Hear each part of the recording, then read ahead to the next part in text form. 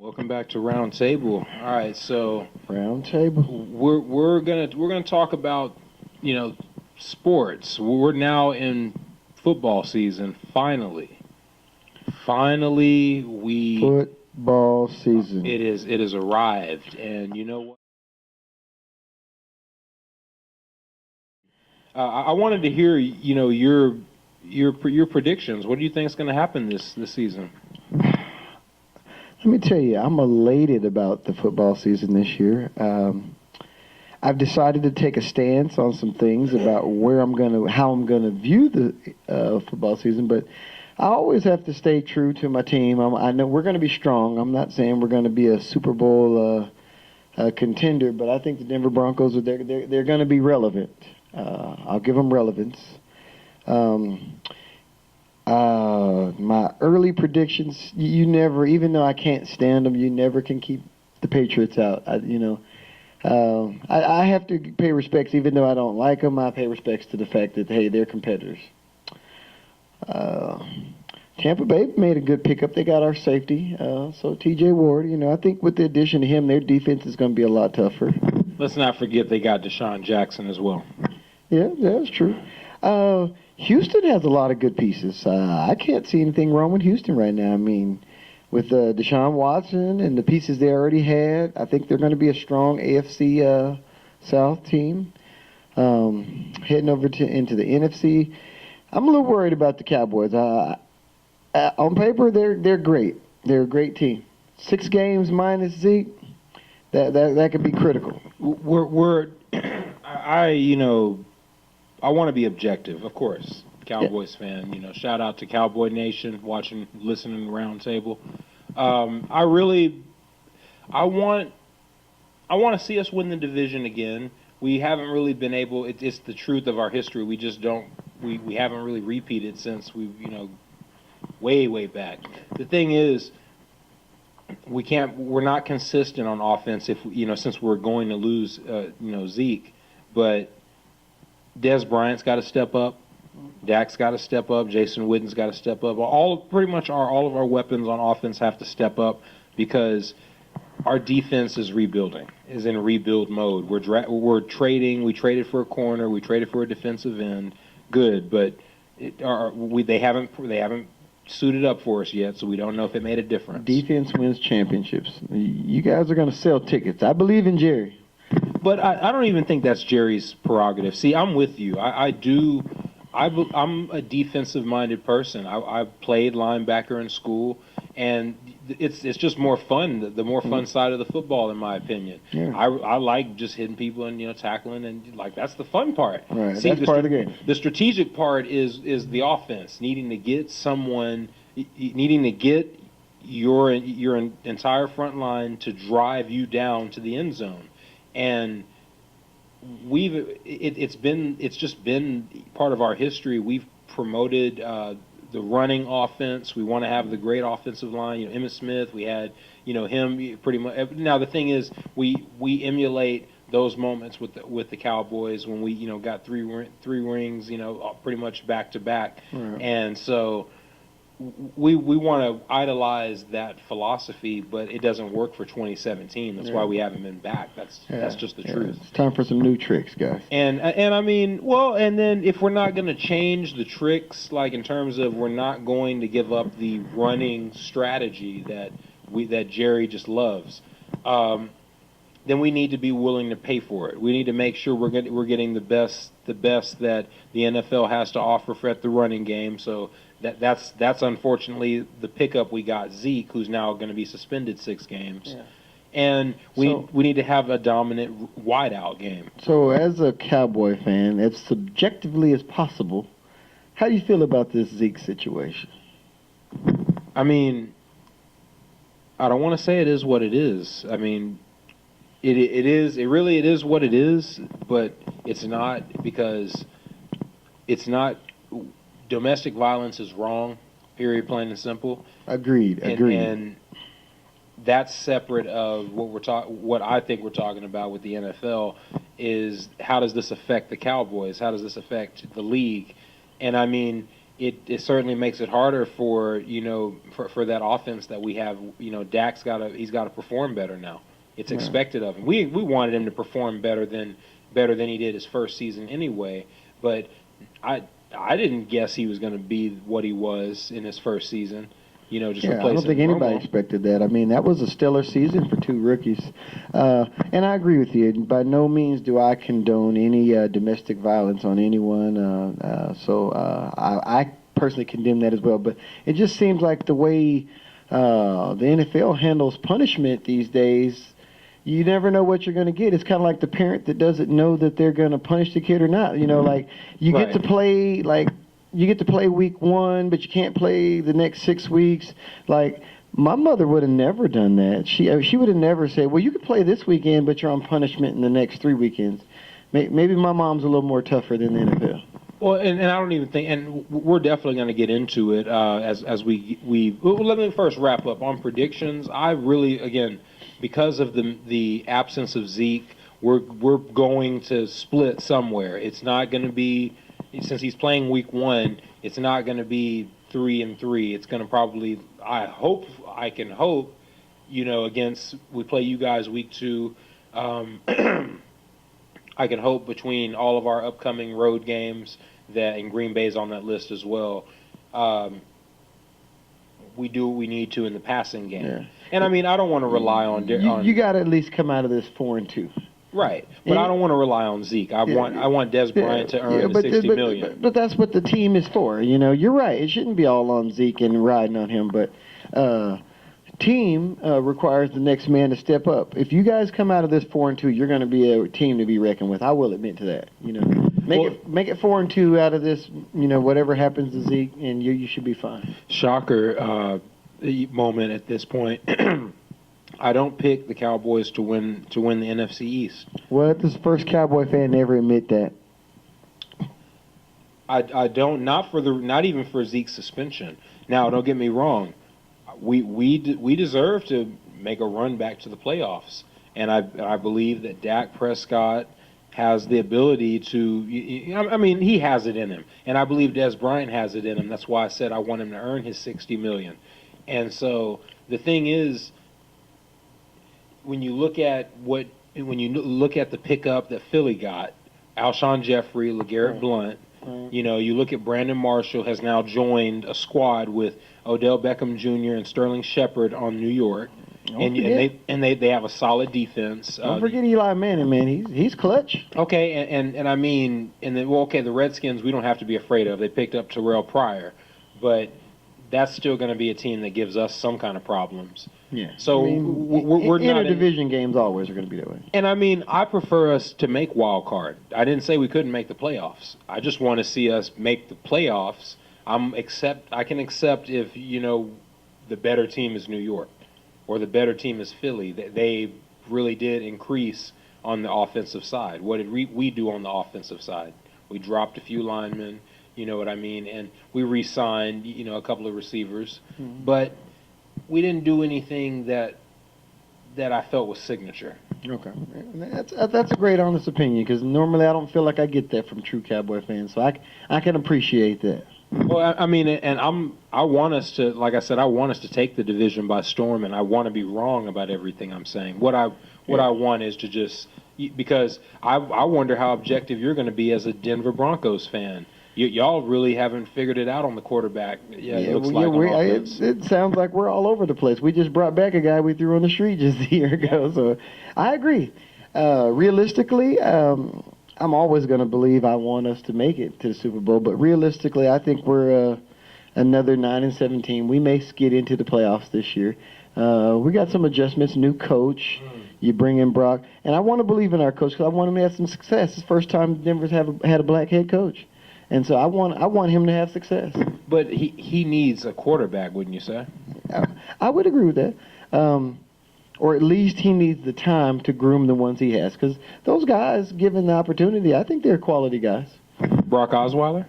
Yeah, I think with the right grooming, he can become a great quarterback. He has a lot of competitive advantages. He's taller, so he can read different defenses earlier than most quarterbacks. Because like Drew Brees, he usually has to have a certain drop so he can see over his line because he's not a very tall guy. Right. So there are some competitive advantages. I just think they need to build the team around his capabilities. See, when we went from Peyton Manning to Brock Osweiler, that team was built for a Peyton Manning style offense. So he wasn't ready to run that. So what I need Brock Osweiler to do is, if he's going to come in and take over that job again, understand, hey, I need some time. He needs to work with those receivers because we have stellar receivers. I mean, look who we have: Demaryius Thomas. Who else is on our team now? I forgot half of their names. I can't remember the shorter receiver's name, but I think y'all still have him. Yeah. But at the end of the day, Brock Osweiler, when he played for Denver two seasons ago, they had a matchup against New England, and Peyton Manning was injured. I really think that was the year I think they won the Super Bowl. So I think there's glimpses of possibility with re-signing your old quarterback. Is just he's not the starter anymore. They're treating him like trash they picked up off the street. Not saying they're wrong. Well, he was fortunate enough to pick up a pretty good contract just because of placement. He was due some money, which rightfully so. I don't take anything from these players; they earn their money. But the money, because of where he was, he led us to the playoffs. He was due contract, so he got starter money, and he hadn't quite proven himself there. He wasn't quite qualified for that money. That was Aaron Rodgers-like money type, And the fact that Houston overpaid for him and then had to overpay to get rid of him, that's on them. But right. In terms of Denver, because you seem very confident in a division that's got to face off against Kansas City and Oakland that's now picked up Marshawn Lynch. You know what I mean? And right. Beast mode, I rep for beast mode. Any guy that stands for something, I stand behind him. I'm a Bronco fan, but I am a fan of football, and I rep for beast mode. I have to say that. So I'm happy and disappointed at the same time because he has to run over some of my guys, and I know he's capable of doing that. Never before heard from a Denver fan that reps the other divisional rivals. Hey, man, I'm honest, man. It's a tough thing. Everybody knows I'm a Bronco fan. Hey, I'm protesting, man. After the things I've seen, and I know we're going to get to that later, I'm so much a fan that I'm a protest so people understand how severe this is. But, just honestly about being a Bronco fan, I'm a realistic fan. I appreciate your honesty about, you guys just, if you make it as a wild card, you'd be good with that. Because that's about where I am. We got some good pieces, got some things to work on, new coach, new system. So I don't expect him to take us to a Super Bowl the first year. Now, would I like that? Who wouldn't, I mean, if we go with the first-year coach and go straight to the Super Bowl, come on, guys. I'm on the bandwagon. You would, too. So let's just be real with that. But, my expectation of him of that, no. My realistic is he needs a few years to groom this team around the way he wants to do things. Roger that. I mean, as far as I'm concerned, I think Oakland is gonna take it. But I think a case can be made that wild card. There's certain teams in the NFL that I believe that they can win the division, but if they made wild card, that would just probably be a boost for them. Yeah. Because Seattle's one of those teams, Green Bay is one of those teams.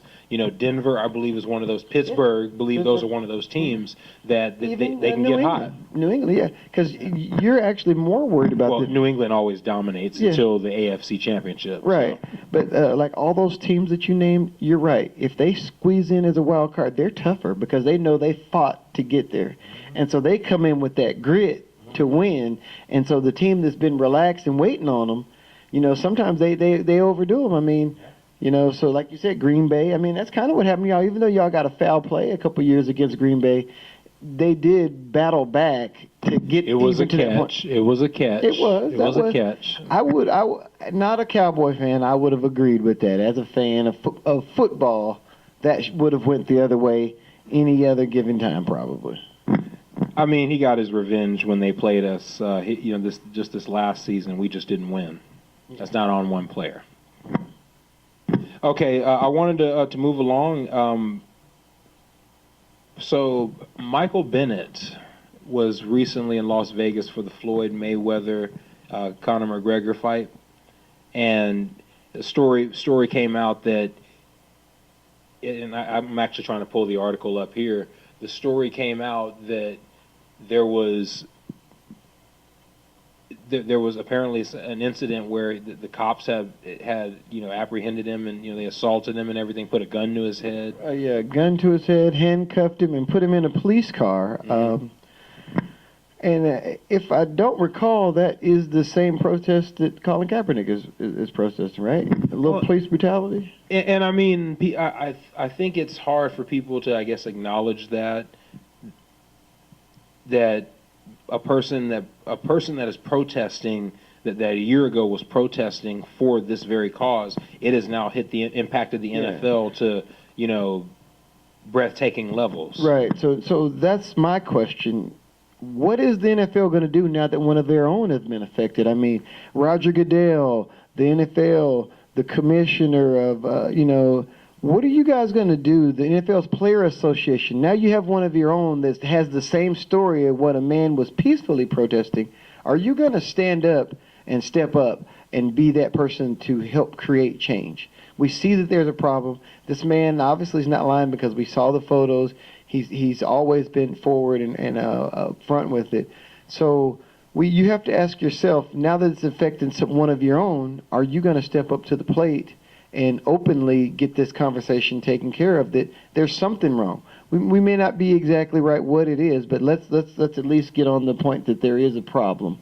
There's a systematic problem between the African American community and the police force. Yeah, absolutely. I really, and my thing is, this is what Colin Kaepernick was kneeling for in the first place, and yet we've watched the league ultimately just pull any kind of 360 over a hurdle to avoid signing him. We've watched Miami pull a quarterback out of retirement that didn't even really want to play, just to come in, and so they wouldn't have to call Colin Kaepernick. You're finding guys that didn't even get drafted and weren't even that great in college have a job over Colin Kaepernick. And the thing is, we're going to get to that. The thing is, these are the effects of Colin Kaepernick choosing to kneel for a cause that now a year later has been. I think this is ultimately the universe trying to send us a message. Right. Look, he did the right thing, and now Michael Bennett, his story shows that this is an issue that it can hurt all of us. Because I think we all can agree that. I don't know Michael Bennett, but I follow him as a person. He dresses very casual, and to be the person he is, he probably didn't dress the part of a multimillionaire. Would you think? Well, I mean, that depends on the standard of a multimillionaire, but I would assume suit and tie all the time. Yeah. So he probably was a little more casually dressed, probably fit the profile of someone probably of lesser, at least status-wise. And, I mean, he's a pro athlete. At some point, you would expect people, just because you don't live in Seattle doesn't mean you don't know who Michael Bennett is, or it shouldn't be that way. But, I mean, for those that, I guess that the assumption will be these cops, they don't watch football, so they don't know a pro athlete when they see one. And I guess my point is, how was he picked out of this whole crowd? I mean, there was a lot of people there. Ray Lewis was there. Yeah. So there was a lot of people. And how did he end up being the person with the gun and handcuffed? I mean, that part of the story, I guess, wasn't told, but I guess it just bothers me to understand that this large man, because he's not a small man of any nature, gets handcuffed, put on the ground, and a gun in his back, and put in a police car until they identified who he was. So until his credentials were certified and of who he was, that, okay, you may not be the person of interest, we're going to hold you hostage. And I don't understand. This doesn't just happen every now and then now, obviously. We see it more often. I grew up in the inner city. It's happened to me. Have a high school story I'd like to share. Please. Just graduated from high school. First major accomplishment. I was driving in '84 Impala, had it painted. You know, I worked hard to have a nice little high school car. And my sisters were riding with me, excited for me, elated that their younger brother had just graduated high school. And we get pulled over by the police. I'm in a suit and tie. I've been profiled as well. They asked me all kinds of questions, where I was going, where I was coming from. And I had to do all this explaining as to why I'm in a suit and why I have a car, this kind of car, in high school. So this isn't an old story, or they're not new stories either. It's very old stories, I'm sorry. It's old stories. We're just now have the capability of producing them more. People have phones. People have social media. So we're able to communicate this message a lot more quickly and get this out in mass numbers. But people of color, because this doesn't just happen to just black people. It's Latinos and other demographics, but it just seems to be more for the African American community, especially the African American male community. But the thing is, and people all, like, that's the thing. When I was in, it seemed as if there were people that were willing to dilute the message and saying that, no, it happens to everybody. Of course, we don't hope that profiling happens to anybody. With NFL athletes, pro athletes, you know, politicians, celebrities, people that have these platforms that allow them to to relay a message. Yeah. You can't get mad when they say that, okay, no, it's time to kneel during the national anthem in a response to police brutality, because if they're not gonna, if you don't kneel, if you don't do something out of the norm to cause some kind of inconvenience, it will just get ignored. Yeah. We have to understand as a people is change is uncomfortable. There is no progress without change, and change is uncomfortable. And let's not forget, what were those British colonists doing way back? We were talking about the birth of America, when they were dumping the Boston Tea, a bunch of tea, you know what I mean, a bunch of tea packets, because they didn't want to pay taxes on something they didn't have any say so in buying. Right. So, okay, that was that not an inconvenience to the British government that birthed us as a nation? Right. Exactly. So and we need to consider that in all facets. How did we get to this? The LGBT community. I mean, the birth of them. I mean, that was an underground community as far as most people knew, but they stayed steadfast to what they believed in, right. And now it's an acceptable culture of people. I mean, you know, for the most part, I've seen some change in just the last few years. I mean, you know, if we must get current, you know, they're being escorted out of the military because of Trump. Right. Well, but that's a different topic for a different day. And I'm talking about people with sense. You know, the average person has learned to accept people for their differences. I think in everyday society. The thing is, if he doesn't kneel during the national anthem, it's like, what is supposed to be the symbol? These are people too. They're like, these pro athletes have families too that could be affected by these issues. Right. It's not something they can just sweep under the rug. Yeah. And they come from the communities that these people are complaining about. Most of these athletes come from inner city communities, so they understand just because they were capable of what we would call getting out of the hood does not mean that they're disassociated from what those feelings are. You never disassociate from where you're from. And don't get me wrong, I agree with Richard Sherman when he says black lives need to focus. When they talk about Black Lives Matter, you need to start with black on black crime first.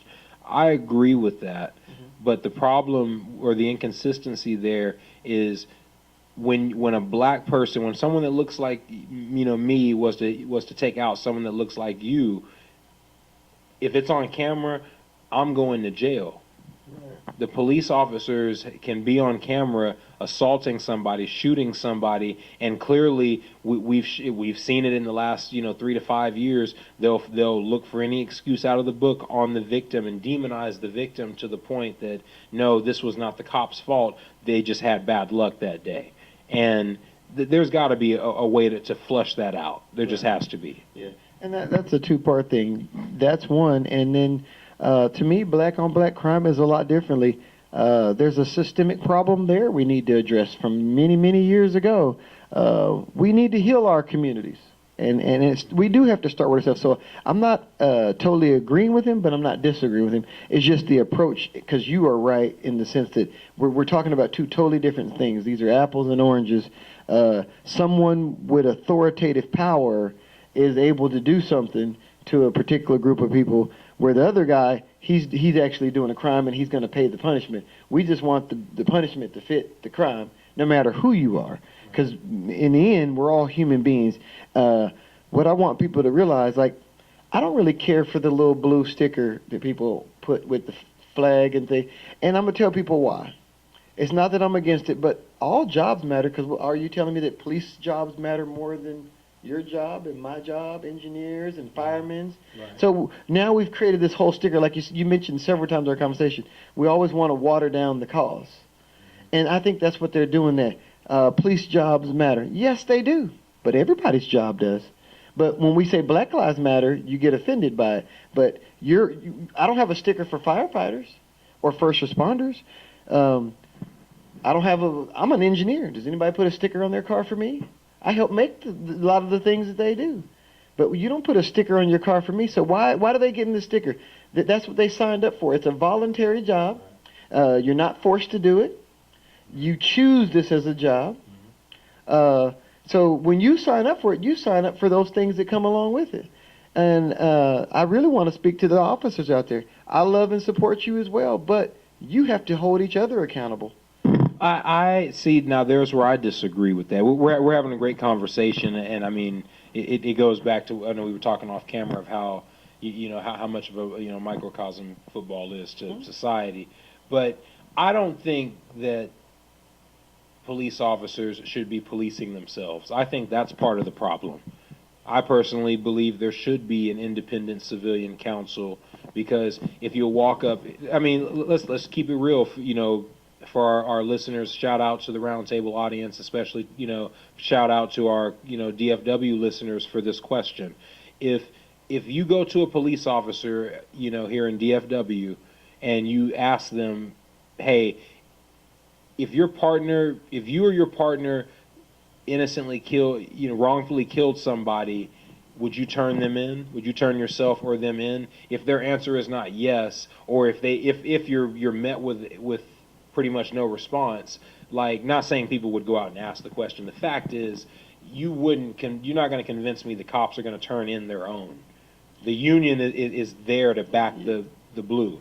Yeah, and you're right to some degree, and I guess where my stance was, if they're not holding themselves accountable, it's hard for a third party to do, because it's easy for us to work together if we're two cops. Well, and this is where cover something up. Well, the thing is, this is where an independent counsel. Now, this is of course hypothetical. We're not, or I don't know, like, because cameras could be, now the cops have to wear cameras. But they can turn them off. So they can. The thing is this: there needs to be an independent civilian review board, just of whatever those facts are, just in terms of whoever the internal affairs guy is, they need to have a civilian counterpart this is exchanging information, saying, hey, this is what we're doing to reach out to the community, this is how we can improve community relations with police. If we're not willing to have that conversation or push into that direction, then how can we complain when we have an issue like Jordan Edwards? Right. And I think where I guess my biggest thing with it is, I want to see where we heal that relationship with our police force and the inner city people, especially people of color, that feel like there's been a disconnect. Because if you're going to wear a badge that says protect and serve, it has to protect and serve everyone. So if we're going to do that, we need to find ways. Like, one of the suggestions I would think that if anybody would ever listen to is, before any police officer is working as a police officer, he needs to do work in that community in which he's going to serve. Because how can you protect a community that you don't care about? I mean, let's just be honest. You need to care about what goes on there so you can be a good person to protect and serve everyone. Or because if you don't care, anybody can be swayed one way or another, whether you want to or not.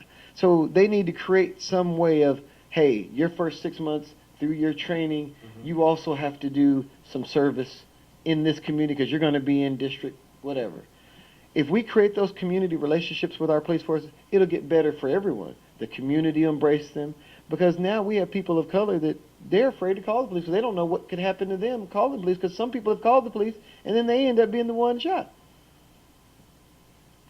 So when you have that with a particular group of people, you have a problem. You have to address that situation face on. It's tough. It's going to be challenging. But you have got to get people talking, and you've got to get these police officers, you've got to get them out of uniforms that look scary to average civilians. They should be in, like, in D.C. what I learned, it's a small thing, but in D.C., every cop car, his lights have to always be going on. So he's coming. Right. Why should cops be in undercover cars? We should see you. I should be able to identify you from anywhere. You shouldn't be sneaking up on me. You're supposed to be protecting me. If you're sneaking, then you're not protecting me. So, like in some cities out here, they have unmarked cars where you could the color, the stickers are the same color as the car. Well, what's the point in you being an officer if I could be under arrest and I didn't know that was you? Wow. Those are the things that we don't think about as citizens. Like, well, if you're undercover, are you protecting me or watching me or looking for me? And I just want people to understand, and we're not by no means attacking the police force. We want to work with you. That's why this conversation, he and I started this conversation. And shout out to, of course, the police officers. They know who they are, of course, that have also reached out to, to the communities that have gotten involved, with community relations, because I don't believe it's all cops. It's not. But I mean, I think people get so easily offended and sensitive to the fact that this is this is a reality, that there are bad cops. Yeah. They think, okay, well, no, anybody wearing the badge is automatically the right guy. Yeah, and that's what we need to get over, that mythology. Mythology that there are none. And accept that, hey, we just got to start working as a group of people with the police force, the community, to get the bad seeds out. That's all we want. As a citizen, as a person, I want to see that I feel comfortable walking down the street and I see an officer, and I feel good to know that he or she is standing there and that he and she's safe as well. I want them to go home because they're families. They have families too. So they need to go home safely just like the rest of us would love to. And then, I agree with your earlier point that let's not make it all so much about the negative of, or the positive, but the negative from that of being safe and needing to feel secure. Why can't there be a classroom field trip, to a police department? You go have lunch with the officers, or reverse. Yeah. You know what I mean? Why isn't there? You know what I mean? Like there should be more tutors that work with the police departments to say these inner city kids. They got this and that going on at home. But they need a place to come and do their homework. There's something we can do. Let's just keep it real. The police force can open their doors and say, hey, let's do a community event sponsored by us. I'm sure we would love to be a part of it, and the community would love to be a part of it, but we need your help, right? Is that what you're saying? Let's all get involved in this. One act of kindness really to catch fire. And, for people to really for the light to come on, and just to say that, we don't have to worry about, patrolling these streets as much if we're actually engaged in the community and we understand the struggle. And I forgot this officer's name, but I do want to shout him out if this message gets to him, because there was an officer that did that. There was a troubled young man. The mother called the police on him, and he just was going through some things. Right. And he took him and sat him down and just really talked to him. And I forgot this officer's name, but there are some out there that I'm seeing. So I want to shout out to all those really great police officers that truly care about the community, because we love you and we appreciate you. Absolutely. And I mean, it isn't at the end of the day, are you a supporter of the blue or are you support? Of course. If I call the police department, I would want them to come too. Right. But at the end of the day, we just need to get through the fallacy. Like they're not all good, they're not all bad, they're not all good, and we need to be looking for more ways to vent and to expand on that message, because until we the people learn to step up and put aside the petty focus on what job we have or what people are going to think about us, because at one point in time someone else did that, and that's what gave us the right to have the freedom to do it. At one point in time, like I said earlier, British colonists. They didn't like the way their government was treating them, and because of this little altercation, it birthed into us becoming an independent nation. Now that's happened. Microcosms of events of that concept have happened throughout the time of America. The problem is people don't want to acknowledge that it's going to take a little elbow grease if you want the change. You can't just vote it in. Right. Yeah, because what you're changing is culture, and that's one of the hardest things to change is to change culture. So yeah, I agree with that. I love your perspective on that. All right, we wanted to move on through. We touched on Ezekiel Elliott. Look, the thing is, in terms of the NFL,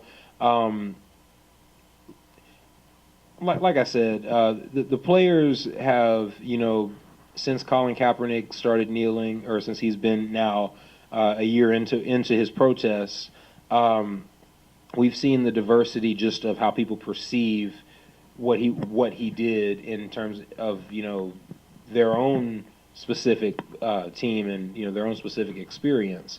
But we've also, in terms of Michael Bennett, we've now seen that it does happen and it will happen.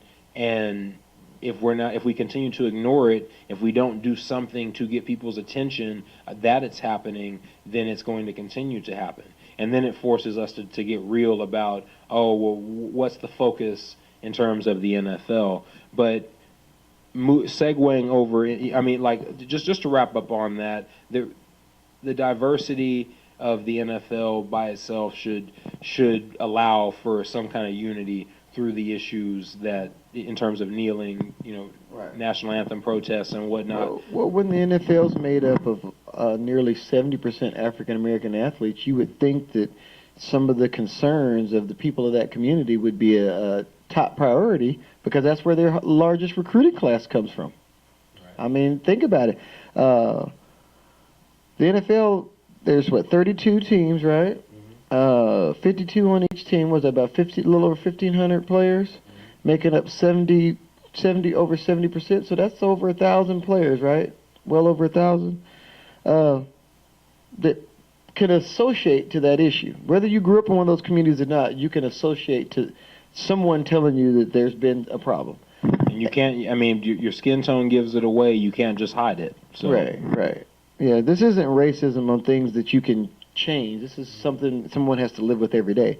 And so now that we've seen an athlete, a prominent athlete, be victimized in the same way that Colin Kaepernick is kneeling for, I want to know, what are the players of the NFL going to do? Are you guys going to stand together for your own brother?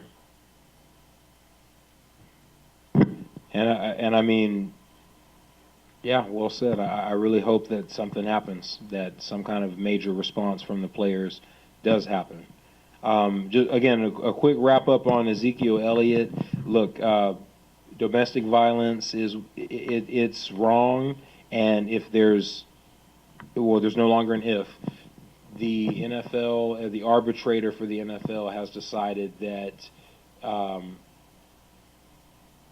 the domestic violence is the right label, and the 6-game suspension will be upheld. And I do feel sorry for Zeke. We're unfortunately stuck with him for at least another season, through this season of his suspension. But the business of the Cowboys is to, every 2 or 3 seasons, rotate a new running back.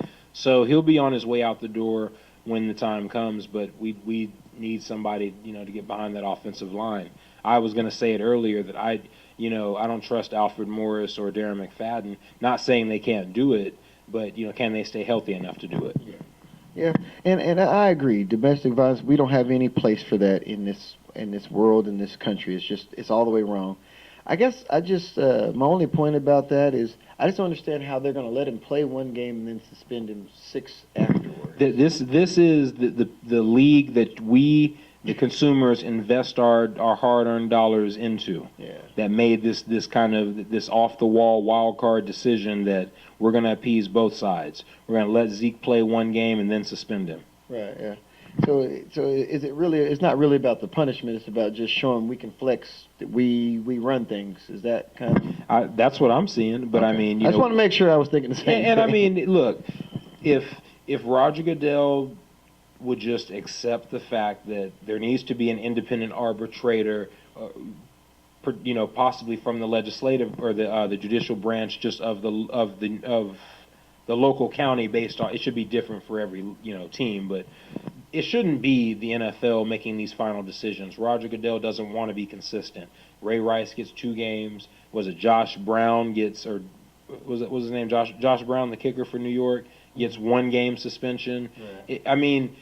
Greg Hardy, he got a 10 game that was reduced to 4 originally when he was on our team. We don't want to be consistent with, or the NFL doesn't want to be consistent with its punishment of its players, and that's evident right now just by letting him play week 1. Yeah. No matter what he did, you said it doesn't matter. We punished him, but we're gonna cut him loose a little bit. Yeah. Like I said earlier, it's like, would my mom ever say, well, today you could play, but next week you're on punishment? I mean, that just doesn't fly. I know it probably don't fly at my house. It sure doesn't fly at your mother's house, does it? I don't know what the idea of identifying, where this came from. It just either I did wrong and you punish me, or yeah, you don't. Exactly. There shouldn't be a blending of it. Right. And I mean, just to wrap up on it, I really, Zeke will be back, and I'm talking from a business standpoint and a football fan standpoint, that Zeke will be back, and we'll either make a difference because of it or we won't. But I'm still dumbfounded. Just he's going to play week 1, but he's still suspended.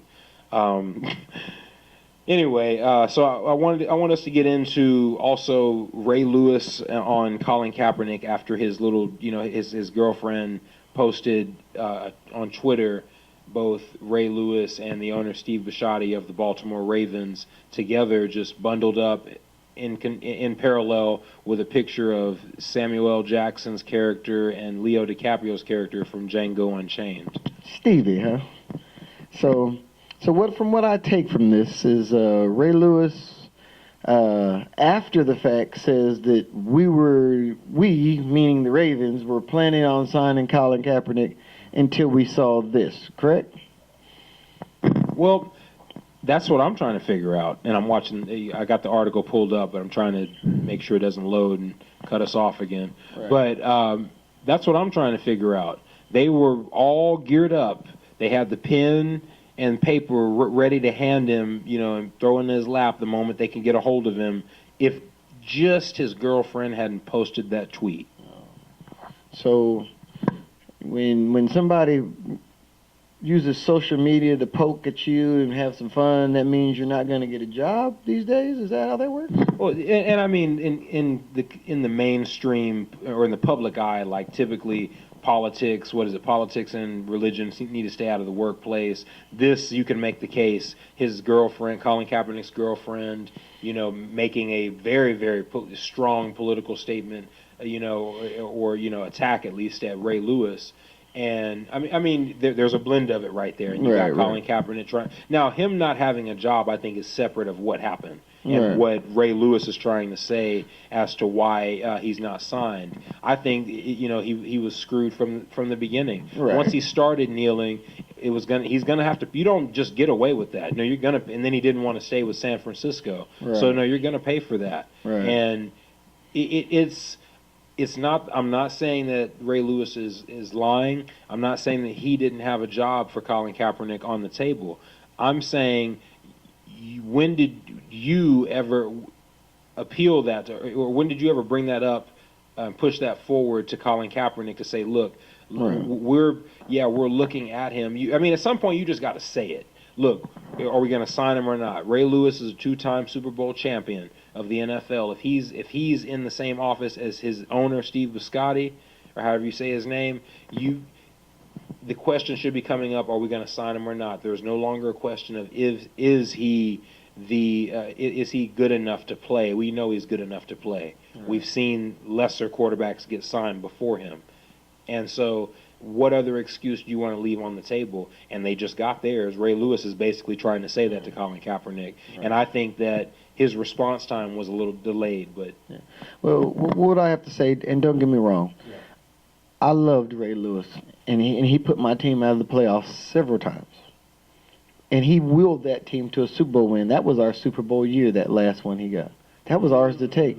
Peyton Manning threw 55 touchdowns. That Hail Fluco pass. Yeah. Ooh. But I give him a lot of credit. But Ray can't be acting like Stevie right now. Either y'all got a job for the man or not. You can't take something on social media that his girlfriend put out and hold him responsible for that. Because if he didn't do it, that has nothing to do with it. It's his girlfriend, right? But the fact that we want to give Colin Kaepernick's personal life its own life and its own platform and say that's why he's not. It's almost as if you don't have the reason, but you want him to create the reason to say no. Right. You know what I mean? And like when he had his hair all picked out, and you know that was. And Michael Vick said you need to cut your hair. It's like, well, where did he come from? Yeah, that was that. Yeah, I didn't understand that either. You used to wear braids, so and that's culturally that's a hairstyle that we the whole 70s era. We remember the 70s, and that's one of the main things that we bring back. So why would we ever want to let that go? Well, and then if I must be conservative in my stance, the NFL wants a very, an image of tight-knit, respectable, they want their athletes to look as if they're, the head of these major corporations that have all this money. So the image of Afro and braid, let's just keep it real, Afrocentric culture, though 70% of the NFL is black, is somehow rejected. That's why you got a player running around with blonde hair. It's not that I hate on the style. I actually, think it looks pretty cool. But why is that accepted, but Colin Kaepernick takes a hit because he wants to have an afro? Right. Yeah, we're being very selective on what's acceptable and what's not acceptable. And that could be disarming, and that's why my message always goes to the players. You're the majority. You need to stand together and stick together because if one thing's good enough for one man to be able to dye his hair, like this gentleman stated, another one should be able to blow his hair out and wear it out and freely.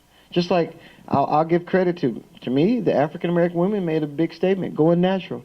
That was a big statement as a culture for those women, and I applaud them for that. It was a big statement. It says something about our culture that, accept me for who I am, kind of thing, because that's the way our hair is and can be. Natural is beautiful. Well, I just can't help, and then while I'm on the other side of, or the other end of that spectrum, I can't help but identify that the league is okay with this Eurocentric culture of blonde hair. You know what I mean? But African, hair, and I mean, like I said, I can grow out a fro, but I mean, I prefer to just, shave my head. I'm, not factored into this to a personal level, but what cultures we're choosing to accept in the league is what I think is kind of being touched on. Right. Just like, what area I also see that is in celebration. Certain celebrations are, to me, looked at differently than other celebrations. I truly believe in the African American culture, our celebrations are more flamboyant because our cultural dances and the things that we used to do, some of our acknowledgments, we are an endearing group of people. The way we endear each other is differently, and it seems as if we're collaborating differently, but we are, and because we are. And I think, to me, celebrations got put on the back burner because of the way African American athletes celebrated. Because I look at other sports, soccer, hockey, and other sports, they put on, when they score anything, they put on a performance. And there's less guys. But in the NFL, we don't want these excessive celebrations and whatnot. The thing is, why is that such a big deal? Yeah. That's part of the game, though. Well, the game gets extended. Exactly, the game gets extended just by the nature of how they draw up.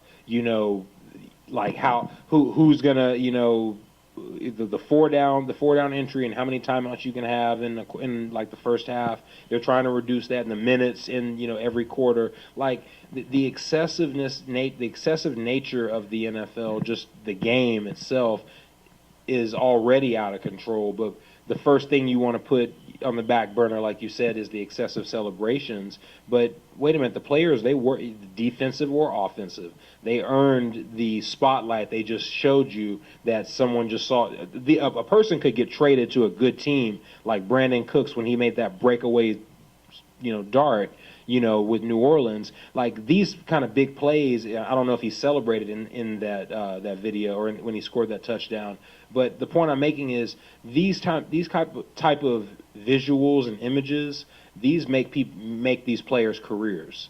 And so excessive celebrations, I mean, like they're having fun, and this is supposed to be a fun game. And the fans want it. I haven't heard a single fan say we didn't want it. That was an NFL decision. I did not want celebrations. Did you? Well, I mean, the Lambeau Leap was grandfathered in for Green Bay, so why can't Zeke jump in the money bucket for Salvation Army? Right. Yeah, and I agree with that. So yeah, again, we're seeing that they're picking and choosing when to make a stand on things, and I think that's what we as a people want, a better understanding. We follow it. The NFL has become a huge business because now we're not allowing someone a job because he decided to make a stand for something where I thought there was no workplace. HR should be all over this. Like, to me, anybody that's in a union, anybody that's in a players association that has a protected right, they should be standing up for Colin Kaepernick, because I know the UAW, NFL's player association, that shouldn't happen to anybody. He's in an association. He should be able to stand up for something he believes in. So anybody that belongs to any one of those organizations where it protects employee rights, why are you not standing up as an organization? Because you wouldn't let that happen to one of your employees, so why are we letting that happen to another employee that's on a main stage? Is it because he has a lot of money? Is it because he's African American? What is it that other people are not standing up for him? Because we rally behind if people at a manufacturing facility, because I won't use any names because it's not a hit at any one of them, if they decide, a union decides to go on strike, we rally behind those people and we say, hey, stand for what you believe in. So why are we not doing the same thing for him? He's part of a players association. He's in a union. He's a protected player, or should be, but his own association is not even standing up for him. I think the other side of that too, because I heard an article where the NFLPA did reach out to him, but he rejected their help. Yeah. Now, I get what you're saying. I'm with you. I think they shouldn't have even asked his permission. I think it should be, wait a minute. You mean to tell me all these low grade, Mark Sanchez got picked up for traded to Chicago. Mike Glennon, came from. It's like, wait a minute, how are these guys getting? And you're going to blame it on capitalism? Oh, they're just better, right? No, they're not just better. You're oppressing, a workforce. Mm-hmm. You can't. When you do it to one person, right? You do it to everybody. Right. We're supposed to be united. So one person can't just be that one odd man out with no job just because he chose to stand up for what he believed in. Well, this is what I see. I see the NFL what happens with the NFL when it's something that they're not in control of, they like to minimize it and shrink it down to smaller than them. Because if everybody doesn't remember, several years ago there was another man that was kneeling for a different reason, and he slowly but surely got shoved out of the NFL as well. His name was Tim Tebow. But because of his religious beliefs and his stance, and it didn't quite align with the image that the NFL was trying to portray, he slowly got ushered out as well. But see, we don't talk about that either. And hey, I like Tim Tebow. He had some development to do as the NFL, but the NFL could have used him. He's a good person. There's a little bit of a difference with Tebow. He's now playing baseball, so he did find a job. Yeah, but it took him a while. Okay, it took him a while, but tell me, so full disclosure, I don't think Colin Kaepernick's a starting QB. I think he's a backup.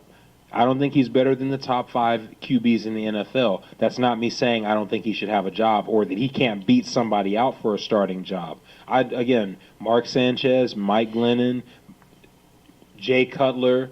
I mean, what's going on with the Jets? You know what I mean? Do you know their quarterback Well, is? I think this is where I was tripped up on it. Why he wasn't even invited to anybody's camp to see if he's better. At least make him prove it. Give him a fair shot. Say, all right. He tried over it with Seattle, where I personally believe he belongs. The problem with that, Pete Carroll says Colin Kaepernick deserves to be a starter. Okay, I don't agree with that, but I pick my battles. You know what? I support Colin Kaepernick. He can probably start somewhere if another quarterback gets injured or they just run out of low grades to recruit on real quickly. So my thing is, if he's that desperate to start, and I don't think it's even about desperation, he really is better than some of the starting QBs. Then I mean, yeah, you're right. Let him get a shot. But honestly, he doesn't fit everywhere. He wouldn't really have fit in with Miami. No. That would have been the next best thing. Yeah, I don't agree. I'm not just on the Colin Kaepernick bandwagon because of what he's doing and thinking he's the greatest athlete. I like him as a person, and I know he's a qualified athlete to make an NFL team. Those are the two things that I'm judging him off of. Right.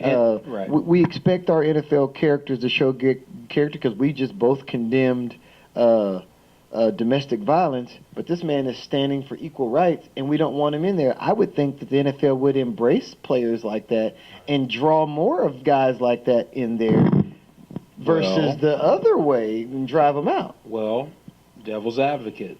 The NFL is not like the NBA. We were talking about that before, that owners run the NFL, and the owners and the coaches, they are the ones, or the coaching staff rather, they're the ones kind of dictating the direction with everything. You notice Bill Belichick's got control of the players, and he's got control of the strategy. So he's the one coach in the NFL that's been able to revolutionize the way the game is played, and still have that professional, disconnect, that disengage when the game is over. Okay, we won the Super Bowl. It's time to take a break.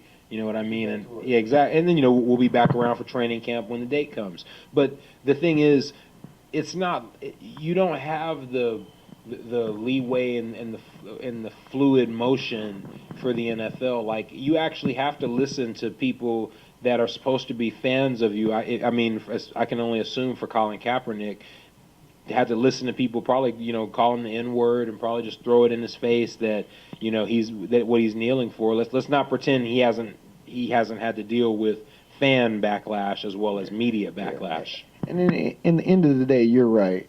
This is just a sport. Why do we not put enough protection around them and the fans to say, look, fans, these guys do this as a job. Do we come to your job and yell at you and vulgar words at your job?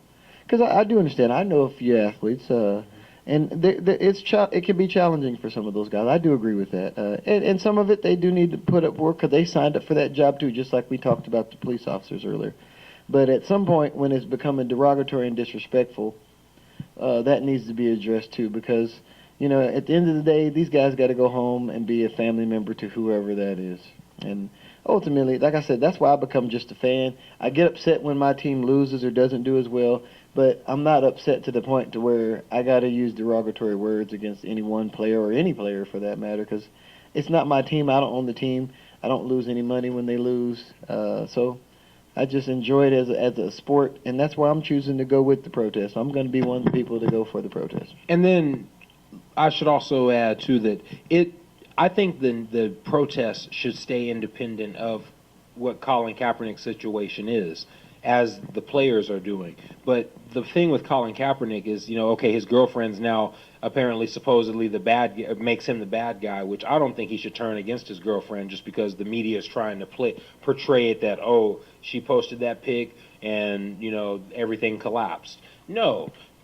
He needed a job before that pic came out and before it was ever posted, weeks before, months before, and teams overlooked him on purpose because there's not enough evidence, in my opinion. There's not enough, there's just not enough in the narrative to say that, okay, we waited until, September. We were basically waiting until the season was about to start before we were finally going to consider Colin Kaepernick. He's been doing this for a year, his protests, or at least engaging in the activism inspired by the protests, and we just don't feel like we need a QB until now. I think that, no, people blew him off. they said that this is it's really a low ball tactic. I mean, some people say black ball. I just say low ball. You want him to beg for a job. I heard that on the media recently.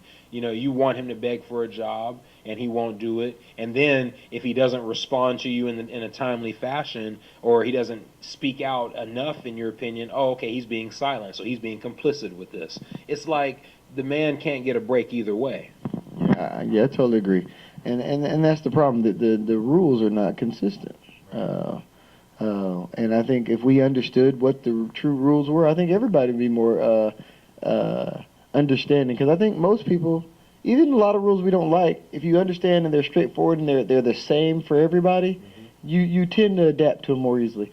I think we as people all understand everything ain't all fair, but as long as it's fairly distributed the same across everybody, I think we're okay with that. And and I also this is a criticism I give to the black coaches in the NFL. Where is their support? They know, okay, you can't. Okay, I get it. Mike Tomlin, I forget his name for Cincinnati, and of course, I can't think of the names right now. But the coach for the New York Jets. Marvin Lewis for Cincinnati, and then Todd Bowles for the Jets. Okay, the only 3 black head coaches I know about in the NFL. He's not associated with their teams; they don't need him. But what about the struggle it is to be a black male, pursuing employment? There's got to be there's got to be dimensions to the union. It's not just the NFLPA. Right. And you're right. And that's a great point, because you know what? I never really thought about it, but we do. The few, even though it's far and in between, there's enough black coaches in the NFL. They don't all have to be head coaches. You can stand together, because there's a whole Rooney Rule that had to be put in place just to get you guys an opportunity, to be an NFL head coach. So you understand the struggle, because black coaches have to continuously work from the bottom. Like in any job, the bottom up. And it's like not a cesspool, but just a collection of ultimately, of people who are all fighting for the same position. And there's probably a bunch of black under mid management, mid level, and entry level or coaches in general. But only 3 of them represent teams in the NFL. Yeah, and I guess where people, and especially probably how Rooney came up with this, how can you have a league full of 70% players, and then as soon as it becomes into the leadership position, we become an instant minority? All those players you're grooming every year, they're not head coach worthy. Mm-hmm. If just mathematically, that means there should be more black head coaches than any other, because just sheer numbers. Mathematically, there should be more black players, more owners, coaches, GMs, because we're creating a bigger pool of people putting into the system. It's exploiting the culture in a manner of speaking, because it's like, well, wait a minute. How is it how did affirmative action not blow through the NFL? Like a bullet through the wall, in saying that you cannot just hire a bunch of white coaches and then no black coaches, period. Or better yet, say 100. It's got to be 60, 70, 30, or 60, 40. 40% black versus the 60% white. I get it. There are some head coaches that are just great at what they do, but look at the 3 head coaches that are in existence right now representing NFL teams. Not their underlings or subsidiaries, but the actual, the leaders of the team. Okay, out of those 3, who do you trust to lead a team? Mike Tomlin, Marvin Lewis, or Todd Bowles? And if you have to pick one, then you're, not you personally, those listening or watching Roundtable, out there in our audience, you're telling me, if you're only willing to pick one of those 3 black head coaches, that you're explaining to me how difficult it is to be a black head coach, and that this is why we need more of them. Because if you're not willing to give all 3 of them a job, then it's not okay for us to. You know how hard it is to get into the NFL. Yeah. Whether you're a player, whether you're a coach, or the owners can just buy a team if they outbid somebody. But why make, and then why have an extra layer to that struggle, that now we're going to make the black head coach, or we're going to make the black coaches and the black players fight amongst each other on who's worthy enough to represent the race to go and then become hopefully a head coach one day, like for example Michael Vick. All right.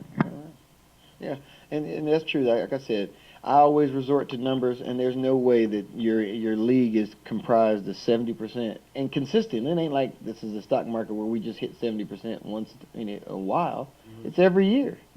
We maintain that, and because I always like to go back to the black colleges before professional sports were desegregated. The black colleges produced all the NFL players. I went to Grambling State University. If you go in the Eddie Robinson Museum, we get excited when Alabama or Auburn or Florida or one of those schools put 5 or 6 players. He was putting almost whole teams in the NFL. 5 or 6 on each side, defense and offense. But see, no one acknowledges that, because when they desegregated the school systems, it took the power of the powerhouses from the HBCUs and put them at the big universities, the Floridas, the Alabamas, the Auburns. That's giving those millionaire paid college coaches the ability to do whatever they want. Right. Now we got, Nick Saban. He's a great head coach, but it's like like I used to joke about it with family. Like he breeds them and trains them for the NFL. It's like here's more black players. Here's the best of the best. My history. Take them. Right. Yep. I can groom. Yeah. Yeah. Because again, that's another league. You have all these black players, but not enough black coaches. And then you have recently departed Charlie Strong. If he was fired from the University of Texas. I mean, and he wasn't really given a legit shot. Yeah. 3-year contract, and he was fired on camera. Right. Or air. Yeah, and they handled him pretty bad. And I think any coach, I don't care who you are, black, brown, white, purple, you need probably like 5 years to really see if you're worthy, unless you're just, you lose every single game. Because think about it, you're taking on someone else's dream. So you, especially a college coach, and the reason why I say 5 years, because that's the cycle of players. If a player comes in 3 to 5 years, you may have a player for 3 or 4 years. So that's why I said 5, because you got to give him 1 year to have all the kids he recruited. If you don't give a coach, especially a college coach, a full recruiting cycle to bring in a whole new class of freshmen, groom them up to seniors, how do you know what his potential was as a coach? Because everybody's not going to just make a championship caliber team right away. But if you give him 3 to 5 years, and then at that 5th year he doesn't produce, now you can start saying, well, these are all the kids you recruited. So you didn't do a good job. Right. But I can't expect you to win with the people I gave you, unless it was a ready-made championship team. Well, and then that's also the trap that some coaches, NFL and probably college, fall into. It's like we got to inherit the play. We don't just sign. Well, not we. I say we. Just in embodying the coach that, okay, when I'm employed, I don't get to just create my own system. I got to use what was already there, get us to the playoffs, hopefully with that, and then add. See what fits on top of that. Only certain coaches get the time, the 6, the 7, the 10-year contract. Not 10-year contract, but just 10, that kind of expansion of time, to really groom the offensive strategy or the defensive strategy of a team. But everybody doesn't get that same opportunity. Some teams, they believe in the plug-and-play method, and again, just bringing it back to Colin Kaepernick, that's again how we can make because you have certain teams or certain coordinators that say they don't want to have to build their offense around Colin Kaepernick, like as if it's that difficult. Mm-hmm. But when you sign a guy like Jay Cutler, who really what did he do good at playing on the offensive side? This guy went to the playoffs once, right. And a team was so desperate for him as their quarterback that they paid him $10 million to ultimately do nothing. I mean, I expect Miami to do more on defense than offense, but I don't know if you agree. Oh, I definitely agree. As a fan and just being truly honest, I didn't care for Jay Cutler when he was a Bronco. I wasn't a fan of. That's when he went to the playoffs. Yeah, it was the only time. I didn't like the way he appeared to be self-centered as an individual. Of everything he pity partied. You know, if you're the leader of that team, just step up and be the leader and groom that team. Because I think the city wanted to build themselves around Jay Cutler, and make him our leader. Because you know what, being from Colorado, we are a football city. Right. Denver is a football city, so we get behind whoever we believe in. He just didn't stay there and believe. We had made a deal, got rid of Brandon Marshall, and then he decided that that he wanted to go too, so he went and joined him in Chicago, and that's fine. But we were trying to build the team around you, so letting go of your friend was part of the deal. We were trying to build up that team. But I mean, I know we've been kind of just kind of zoning out on the topic, but Colin Kaepernick does deserve to be signed onto a roster, and I still got faith in the fact that he will. I do too. I am going to be optimistic, and because I hate to be a pessimist, I believe that he will be on a team. It may take a little while, and we're going to have to make a little political stance, but I do believe that Colin Kaepernick will be on team because I think with the things that have just happened, the Michael Bennett thing, I think it's going to open up some more eyes to say, hey, we need to look a little deeper into this. And I'm going to believe that we are going to come together through this. Well, my optimism and confidence is solely vested in the NFL just as the business that it is. QBs get injured all the time. Everybody is so confident in their QB until he gets injured. I mean, Baltimore that's why we're talking about them. We really believe, or they believe, Joe Flacco had everything that it took to take this team to a playoff and possibly to a championship, winning season. But he messed up his back working out. Damn. I know. Any final thoughts as we wrap up for tonight? It's been a great discussion. I mean, like we definitely have talked about a lot. Like I said, you definitely got to come back, Steve. We got to definitely collaborate as much as we can with the flavor you bring to the topics with Roundtable. We really appreciate you coming on. Any final thoughts? No, I just want to basically say thank you for having me on again. I appreciate you always considering me and bringing me on, man. Continue doing great work. I love your work, so I appreciate you out there. You're a voice to the community, and we appreciate you. So continue staying steadfast, and let me know what Indo can do anything to help him be supportive. Shout out to all the Roundtable followers. This man's doing a wonderful job, and I appreciate Shout out to Indo Enterprises, absolutely. Stay on the ground. Ultimately, the Immortal Technique talked about it, that we don't just, and I think he said it to DFW Normal at one point in time, we don't just need to stick to the stoner groups. We don't just need to stick to the collectives that make us feel secure and comfortable. Mm-hmm. We do need to go where we are uncomfortable, because this is where the change starts. Right. And, we're not going to change the laws on marijuana sitting at home and just smoking a blunt on the low and hoping nobody smells it. Because one day, if you're watching this and that's what you're doing, I mean, how do you know that can't be you that they bust the door down for? Right. Yeah. So again, thank you again. I appreciate it. Had a great time.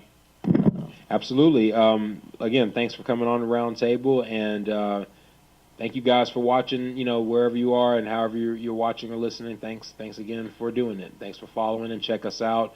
Check out GCC Productions. Check out Indo Enterprises, and definitely stay in tune with what's posted in the Roundtable community, because we try to post updates on current events, on what's going on, at street level as much as we possibly can. And feel free to definitely post any suggestions for future topics on Roundtable in the page, in the community, and definitely if you see any of us in the street, definitely give us a holler. Thanks, guys. You're watching Roundtable. Appreciate it.